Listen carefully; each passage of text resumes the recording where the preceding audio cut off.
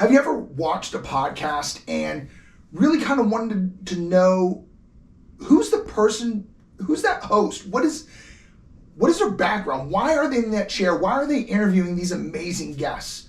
You know, you hear about the guests, but now it's time to peel the curtain back a little bit, and we're going to flip the script. This is From the Ground Up, and I am not Lindsay Smith.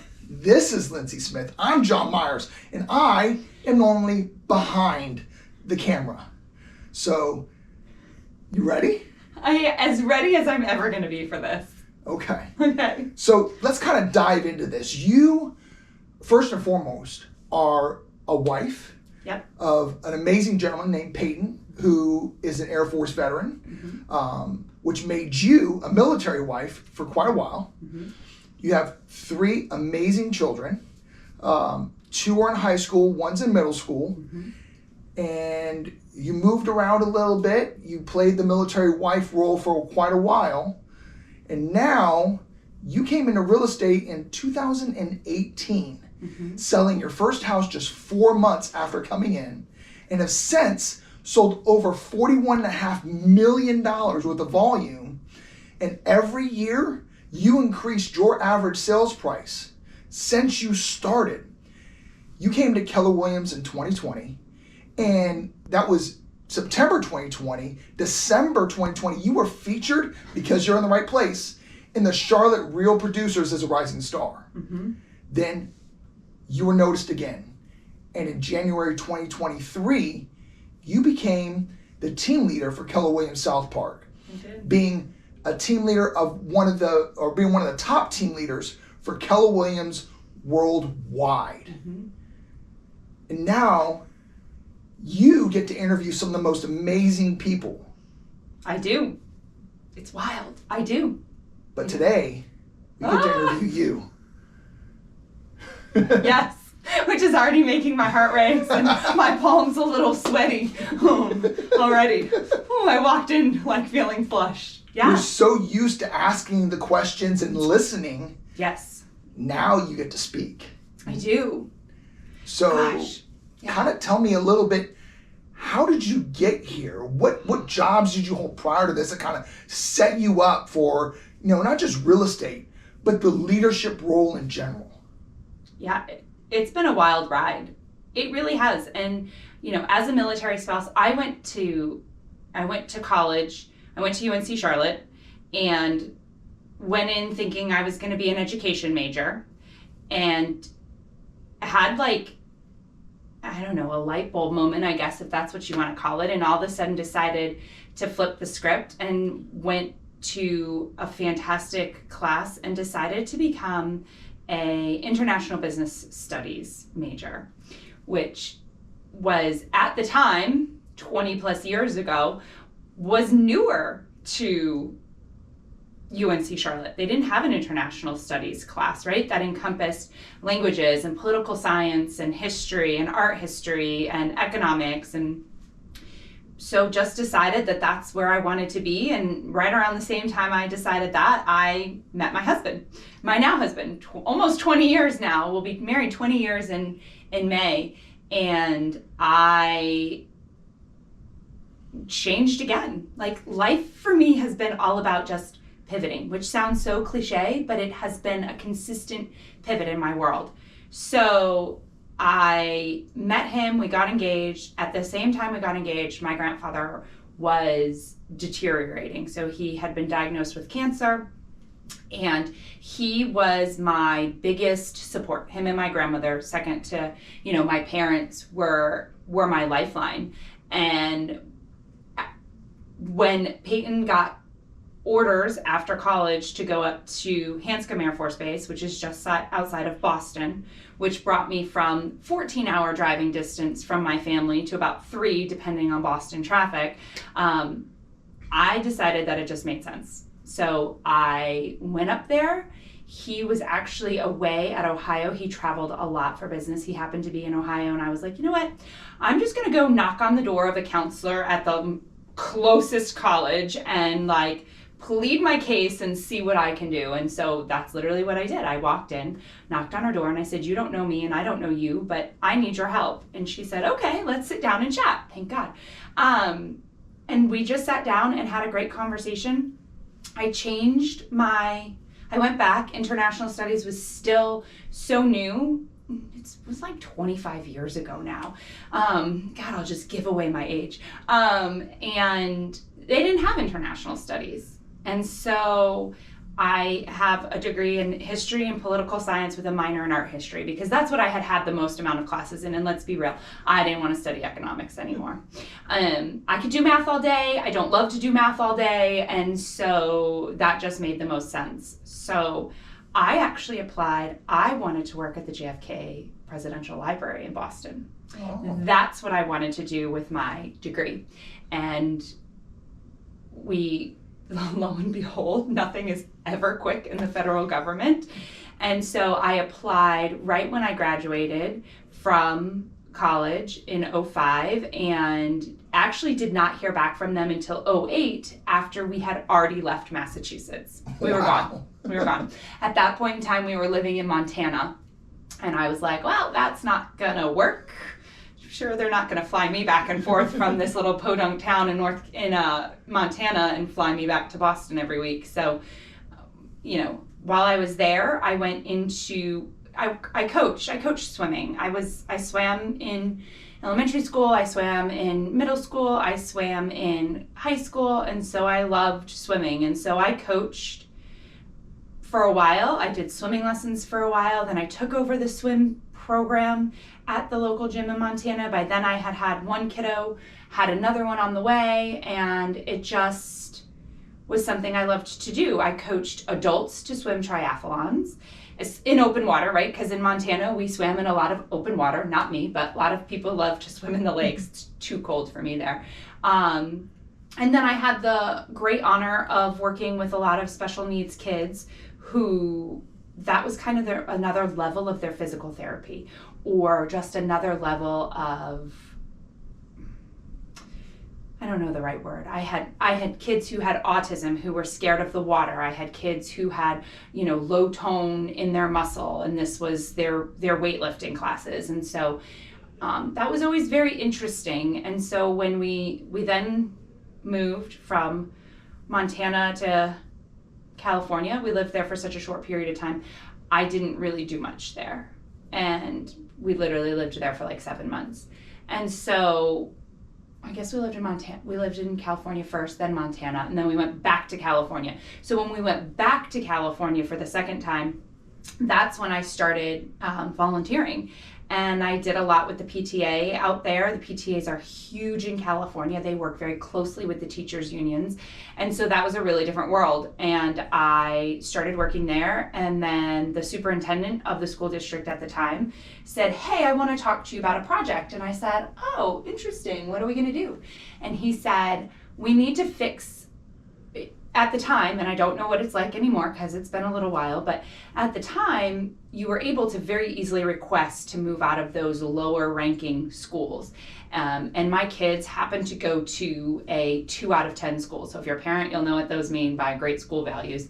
And he said, it's a fantastic school. We had gotten a new principal. We were really trying really hard. And he said, I need you to help. He said, I'm not expecting you to bring the school value up from a 2 to a 5 or a 6. He said, but I've got to stop having such a mass exodus move out of the school. And I thought, okay, so you want me to fix something? I like fixing things. So we sat down and came up with a plan. I still ran the PTA. That was the best time ever.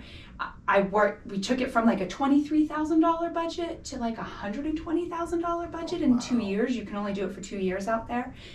I met with every single parent who was anticipating putting in a request for a school change. I met with every single parent. By the end, we had fixed it. We had fixed it. So we went from a school where nobody wanted to be to a waitlisted school. I think for me, that was a bigger aha than anything else in my world, because I had a goal and I was going to achieve it in the most fun way. I didn't want it to be boring. I didn't want to sit down with a parent and say, oh my gosh, you'll love the teachers and instead I was like, come and see it for yourself. Come and see what we've created. Come and see the community that we've created. And I really meant that. And so we went from a school that was Title I, people were filling out applications like crazy to leave, to a school that had 100% PTA involvement. So that meant that every single parent in that school was a PTA member. Wow. I was one of the only ones in Southern California that was able to accomplish that. And that was not because I accomplished that. That was because I also loved on those people who supported me. And between all of us, we were able to create this sense of community that parents wanted to be involved in, the kids wanted to be involved in. We were doing things like Earth Day celebrations, and we would have the community involved. We would do things, family movie nights. We would, just you name it, and people were showing up for it. We did STEM classes. We just reached out to some of the coolest resources we could find. We were in Southern California, and so there was never a no from me. It was always, how could we make it work? What needs to happen to create this sense of a community? If you felt strongly that that's what we needed, then that's what we did. And I think that's what's stayed with me in this role.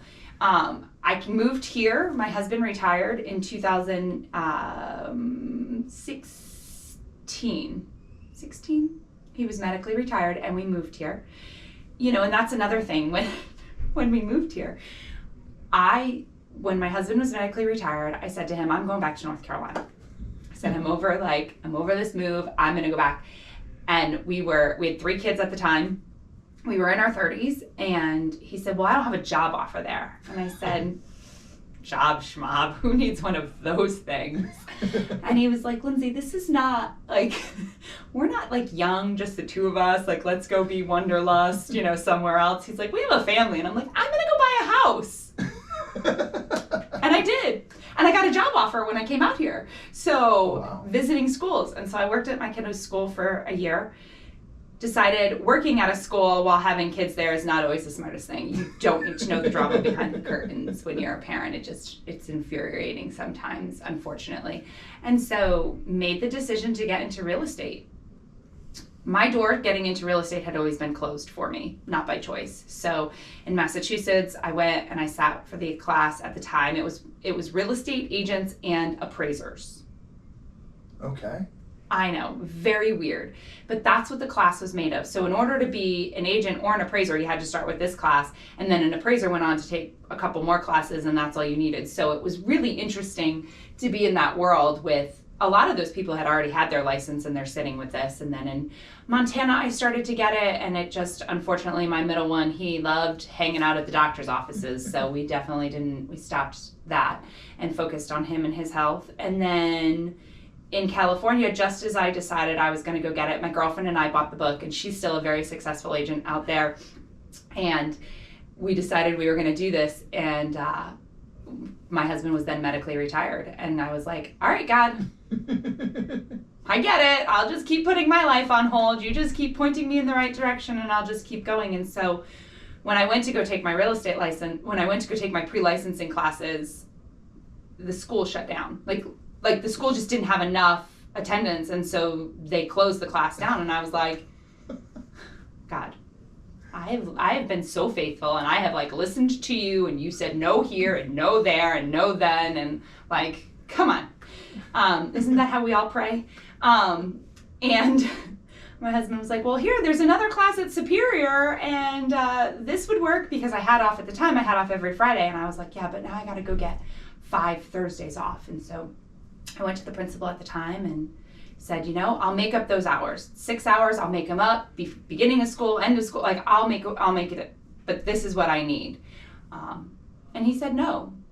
And I said, thank you, but no thank you. I'm feeling like this is where I was meant to be. And so showed up my first day. I formed some of the most amazing relationships in that class. And there were 4 of us that still got together quite frequently. There's 2 of us that still get together. And so I was in exactly the right class at the right time, and still have some of those amazing relationships and friendships now, which I value tremendously. And so went out and was like, I don't know what I'm doing. I don't know what I'm doing. I'm just going to fake it till I make it. Sometimes that's my best advice to people. And so joined a small boutique firm, and once again, like, that was exactly where I was supposed to be when I was supposed to be there. My broker in charge at the time, Matt Claxton, whose advice and leadership and friendship I still very much value to this day, really guided me into doing exactly what I needed to be doing. I love talking to people, and so converting online leads from them, I was really good at it. And I still value those people today. They're still our clients in my real estate business today, and so I have loved every minute of that. Just created some great friendships at that firm, and then in 2020, it just felt like I needed something different. COVID hit me in very different ways. For me, with COVID, to be deemed non-essential as a real estate agent when I had spent years trying to get my license, like years, right? And I was like, I am not essential in this world. And then it was really curious because I was living in Cabarrus County, and I still do, and Mecklenburg deemed us non-essential and Cabarrus County deemed us essential. But my license hung with a brokerage in Mecklenburg County. So that was a very interesting, like, how do we bend the rules, not bend the rules? So that happened. And then my mom and my sister are both nurses, and in Connecticut and New York, I hit the hardest with COVID. And they were living in that world. And it just felt like that shook my mind and my way of thinking too. And so a friend of mine who is one of my nearest and dearest friends, all of a sudden he posted something on Facebook or Instagram about a new brokerage change. And I immediately called him, and I'm like, first of all, you manage my property management stuff. Where do you think you're going? Because I'm a hot mess when it comes to property management. I love it, and I need the guidance still. Full disclosure, because there is so much that goes on in property management that's so different from sales. And so I said, well, what do you do? And he said, well, you want to go to lunch tomorrow? And I said, yeah, but we're just going to go to lunch, and you're going to tell me why you left. Right? Everybody else does. But here's one thing that I think you always have to be open-minded, because you never know where the next opportunity is going to come from.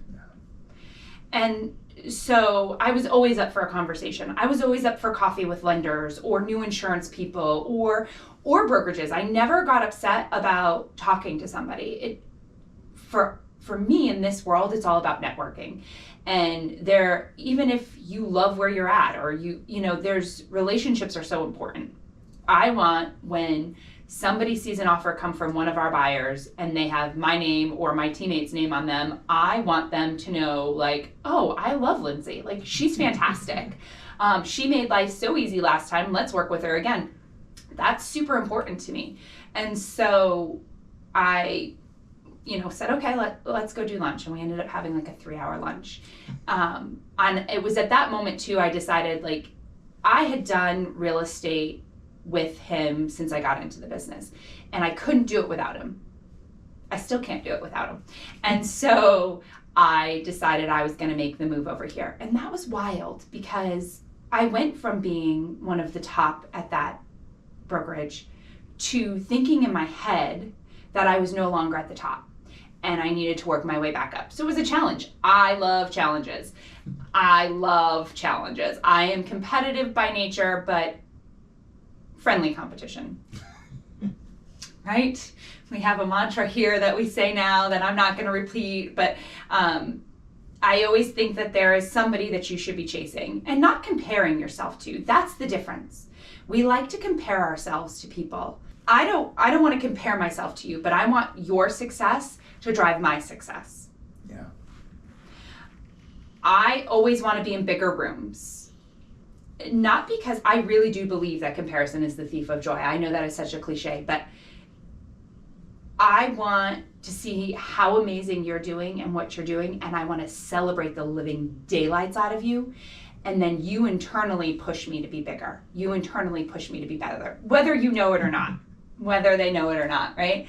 And so that was when I decided to make the move over to Keller. And it was very interesting for me because I think that I spent a lot of years over here definitely being pushed, definitely growing, and struggling with my lack of confidence.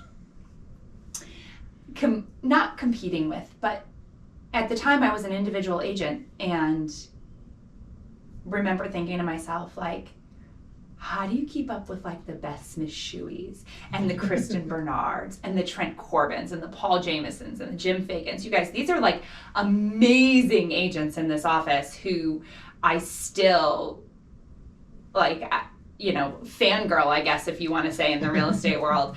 And they're fantastic. I mean, the first time I ever sat down with Beth Smith Shuey, I said to her, I want to be like you when I grow up. And I still, I mean that. Like, she has a little team and I have a little team. And like, I think what she does and how she's done it and the relationships that she has built all of these years are something that I strive for. And so I think that pushed me. That really did push me. And so we did that. And then the previous team leader approached me a couple of times about this role, and I said, you know, no thank you for a little bit. Originally he had approached me about a different role, and I was like, I think I'm just going to hang out in the selling industry. And then finally in November he said, no, I really think that this is what you need to do. And I was like, I can't run a brokerage of 500 agents. And I went through the whole process, and on January 9th of 2023, they announced to the entire market center on a Zoom call that I was going to be taking this role. And on top of that, I was also then going to fly to Austin, Texas to go to a training with the president of, at the time, of Keller Williams Realty International. And I was like, oh, there's just way too much going on right now. This is not what I signed up for. And so I left on January 12th and I went to my first team leader skills camp. It was fantastic. It gave me a goal. It gave me some relationships that I still get the opportunity to reach out to today. And there's a really special group of us that still is on WhatsApp, that because we're international, so we've got Canadians on there. And at one point in time, we had one of our Turkey agents on there, and it was really special. And Mark King at the time was president, and I said to him, like, this is my lack of confidence. I said, Mark, like, I did well as an agent, because in my head I'm thinking 31 deals is like nothing a year compared to some of these bigger agents in my office who throw that up in a month. Okay, not really, because that would be like a contract a day, but you know what I mean, who are throwing up multitudes of numbers. And I was like, this is not, you know, how do I bring them value? Because that's what it's always been for me. It's never been, it's how do I bring them value? How do I help them? How do I, you know, all of that. And so for me, I was like, how do I do it? And he's like, well, who's an agent in your office? And I like named a couple big names, and he was like, oh my God, I know Paul Jameson. I love Paul Jameson. And I was like, oh, great. And the next thing I know, I see the president of KWRI pull out his cell phone, and he's like scrolling through his contacts. And I was like, what are you doing? And he said, we're going to call Paul Jameson. We're going to ask him that exact question. And I was like, whoa. In this class of 75 people? I think my face was about the color of my blazer at that time. And I was like, we're not. Well, he happened to call his office, not his cell phone, because he had both numbers. And I will never forget, poor Paul's administrative assistant picked up the phone, and she was like, hello, Jameson Realty. And he goes, hey, this is Mark King. And she's like, hi, Mr. King. Because Paul and Mark were very good friends. And I was like, oh my God, this is really happening. And he puts her on speaker, and I'm like, I'm so sorry. Now you're really going to hate me as a team leader. And I was bright red. And I could feel like one of the guys sitting next to me was like trying to like pat me on the arm, like breathe. And I was like, oh my God. And so he hung up and he calls his cell phone and he's got it on, he's got his little lapel mic and he's holding up the cell phone on speaker and he's like, Paul, and you know, Paul is like, Mr. King, what do I owe this presence of your call for? Like, they had just gone golfing or something together, so he wasn't expecting it. And Paul goes, or Mark goes, I'm sitting here with Lindsay Smith. And Paul's like, oh yeah, my new team leader. And I was like, oh, he knows who I am. It's literally what I said. While being bright red.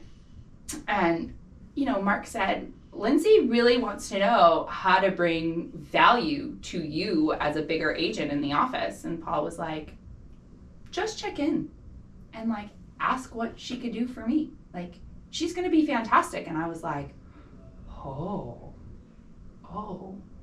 there's not like a secret sauce. It's literally like, what do you need from me? That's literally what he wanted.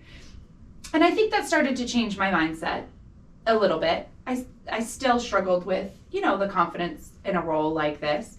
And just slowly, right? I just started year 3 in this role and I'm been working as hard as I can. I have a very high level of respect for the agents in this office, whether you are brand new or you've been in the business since 1991. There is something really special about having all of that experience in the office. And I have never forgotten, whether I begin the conversation or end the conversation, I have never forgotten to not ask, what can I do for you? What do you need? What can I help you with? And the other day we were on a phone call with Gary Keller, Jason Abrams, and Mark Willis. So Mark Willis is now the president of the company. Obviously, Gary Keller's founded Keller Williams. And Jason Abrams is just one of the most amazing people over there at KWRI. And Mark said it again. He said, you know, it's as simple as just asking. Just asking. We forget. We always want to fix. And I still want to fix, but I need to know what I need to fix.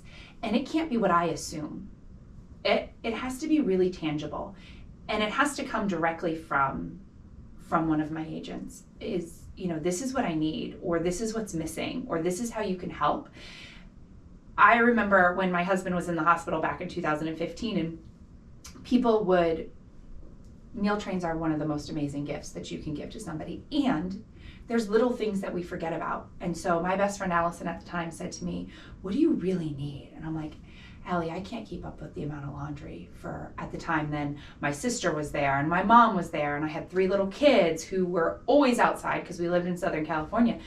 And she said, okay, I got it. And I think that that's just another example of, yes, I still needed my family to be fed. I will never not be grateful for all of that. And there was something more.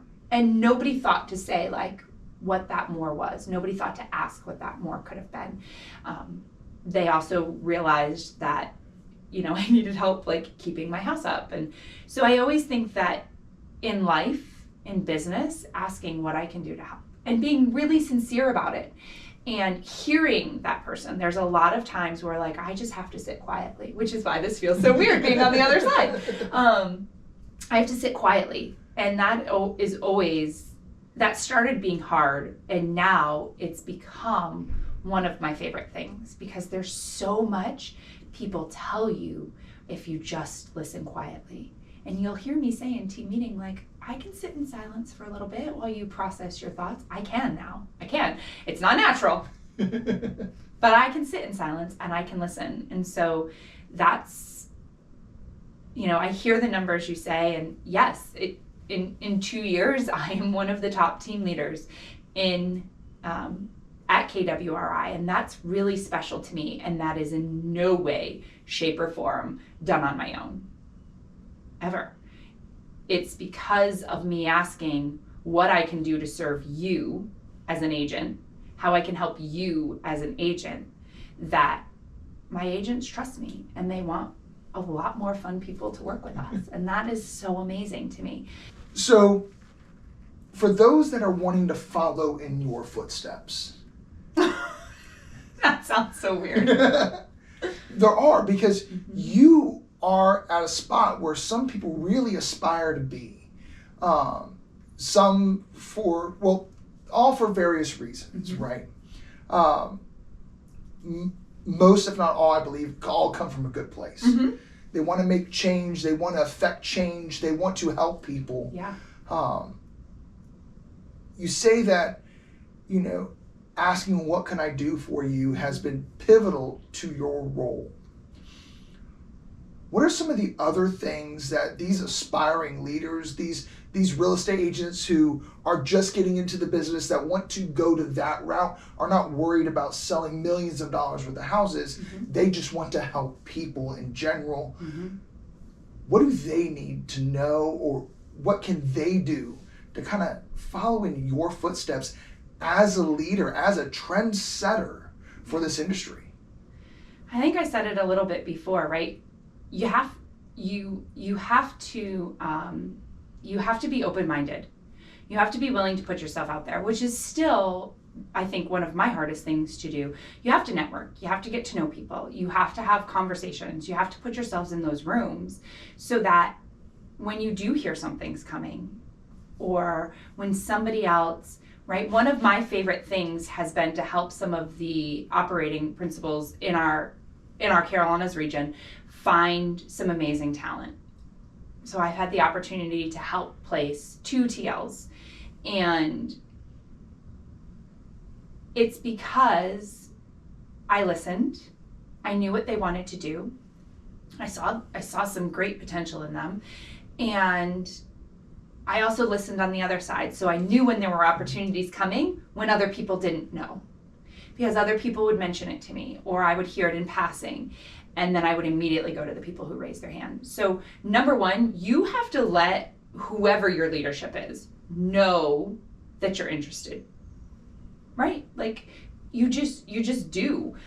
Sometimes it's hard to see what people want. And I don't ever want to overstep my boundaries in thinking you want something and you don't want something. So I think you definitely have to raise your hand and say, I'm interested. I love those conversations. So if you're ever with me, you know that I love to know. I always tell people opening doors cannot be your lifestyle till you're 80, right? Come on. I mean, I love it. I love real estate, but and maybe if that's really what you want to do and that's what you're happy doing is, but I do think that a lot of people get into this and they do have the mindset of helping others. And I think if you're just opening doors, you're not really fulfilling that goal of helping others. Yes, you're helping people with the biggest purchase of their world, of their lifetime, most likely. Don't hear me say that I'm undervaluing that at all, because there's a lot of value to that. There really is. And there's still more. There's still a knowing about that person and being a connector.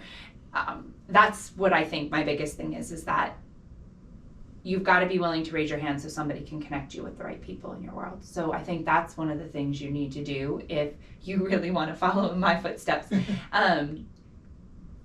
Trainings, education, and networking. I will go to anything and everything. Now, I did start this year because we've got amazing goals in this office as a whole with leadership. If I'm not at a certain point, then I can't go to something. So for example, we have a regional event tomorrow, and I was like, if I haven't done this part of my goal, if I'm not to where I need to be by this date, I can't go to that event. And so that's been a big wake-up call for me. And it's pushed me, it's challenged me. I'm going to the regional event tomorrow, by the way, because I did hit my goals with my team, not by myself. But and so I think putting yourselves in those rooms and getting to know those people and just always being on the lookout. I am always on the lookout, always. I think that's how you into something else you could do, something that brings joy to your soul, something that you're passionate about. I love this. I love talking to people. I love when they tell me where they want to be in 5 years, where they want to be in 10 years. I don't know that anybody ever asked me prior, where do you want to be in 5 years and where do you want to be in 10 years, right? Because I think I just followed kind of a linear path. You go to high school, you go to college, you get a job, you work, you put some money away in your 401k, and then you retire, right? Like that's what it was. And that's great. That's fantastic. But I wanted more. And so I think that if you want more, you have to raise your hand. You have to be willing to have those conversations. You have to be willing to hop on the Zoom calls or show up. And for those team leaders that are where you're at, they have this office full of amazing agents, but they want to be at your level of being a team leader. How did you build a team? Because you keep saying, it wasn't just me, it was my team. Yeah. What did you look for to put the right people in the right spots around you? That's funny you say that. So remember the person I said that I couldn't do real estate without, you have to identify those people in your world. And I knew that Chris was one of them that I couldn't do real estate without for a multitude of reasons. Number one, somebody needs to keep up with my property management with me, let's be real. Number two, I need somebody who knows me on a deeper level, meaning Chris is an integrated part of my family, not just my work family, but my personal family. And that's super important because he knows what I want for my family. He does. And I know what he wants for him and his family. I know his family just as well as he knows mine. I also couldn't do real estate without Michelle. And so when the opportunity opened up, I knew that she needed to be over here working with me because it's fun. We know, once again, we know each other's families. Like that to me is the most important piece. When you surround yourself with someone, I value my family so much. So for me, I need people who value their family too, because then you're working for bigger. Yes. When you work for yourself, you're limited. When you work for others, you think bigger. You challenge yourself bigger. You dream bigger because it's not just you. And that's what it's been for me in this role. I want somebody who dreams bigger. I am not a micromanager. I can't be. I want you to go out and want just as big. I want you to go out and think, in 2 years, I want to be sitting on the stage at family reunion because of what we've created, and I want to be sharing those tips and tricks. I don't need that for me. I want that for my team. And so I want people who want that too. Whether it's for themselves or whether it's for the team as a whole, right? And I tell them that all the time. When the recognition comes in, I didn't do it by myself. There's no way I could do it by myself. It is for every single person on my leadership team that has supported me. And so I think that when you go out and look, yes, you have to work well with someone and you have to know their personal goals, because then that feeds into their business goals and then that feeds into how they work with you. And you've got to be aligned in that. And so I think that when we are not, let me say this, in the leadership world, when you compare us to some of these other Keller Williams offices that are doing a fantastic job, we don't always have our lives together over here. And we've created something really special through it all. And we're still improving. We're still a new leadership team, right? I'm just starting year 3. And so we've created something really special. And that's, if you want to be successful, you have to surround yourself with people that are going to push you, that know your personal goals, that want you to achieve your personal goals, and that are going to help you get there just as much as I'm going to turn around and help them get there. That's what makes a leader, truly and honestly. And I'm not perfect at it, but that's what makes a leader a servant leader. And that word to me is the biggest piece of leadership. Now, you do such a great job here. And you also have an enormous task that you deal with month in and month out. Mm-hmm. And that is attracting agents to this company. You recruit some of the best, but the most amount of agents for a company, then, I mean, the numbers that you bring in every month is numbers that some brokerages that we've talked about hit in 2 to 3 years. Mm-hmm. But that's per month for you. Mm-hmm. What is the number one thing that attracts real estate agents to Keller Williams, especially Keller Williams South Park? Yeah. This is an office where people want to be. And I have not created that on my own. This is an office where when you walk in, like, I'm determined we sell homes, this better feel like home. Yeah. It better feel like home. you better want to enjoy the people. And so when we always, I go to real estate schools, and it's one of my favorite things to see people getting their real estate license, because it feels like forever ago I was there, but it really wasn't. And so for me, I want people to walk in, like, there's so many Keller Williams in this area, and man, they are just as special as us, but they're special in a different way. And so I always tell people, like, you just have to come in and feel this vibe. That's what it is. That's why people want to come here. Yes, I can tell you about a training calendar all day. I'm working on bringing in some of the best talent for my agents. And once again, it's come from, what do you need in this market? What's going to help you in this market? And I've allowed my top agents to build that calendar for this year. And I'm so excited for it. And I know that we've created a fantastic foundation coaching program for new agents coming in. I know that they're going to get that coach, that mentorship.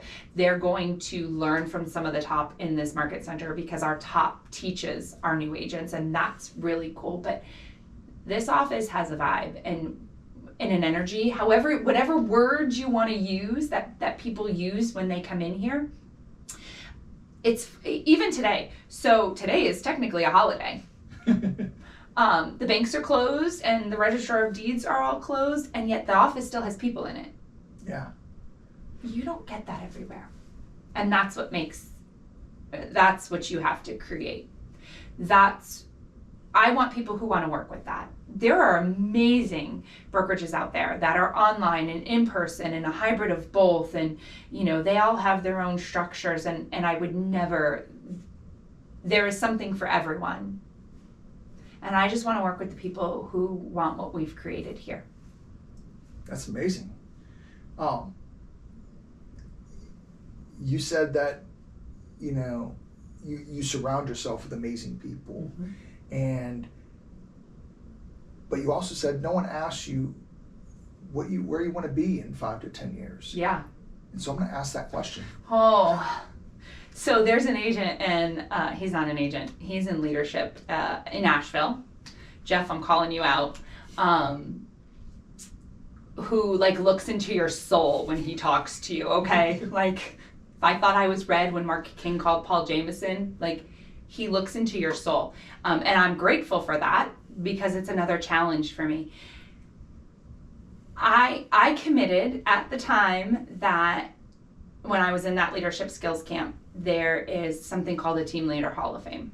And I want in that Team Leader Hall of Fame desperately.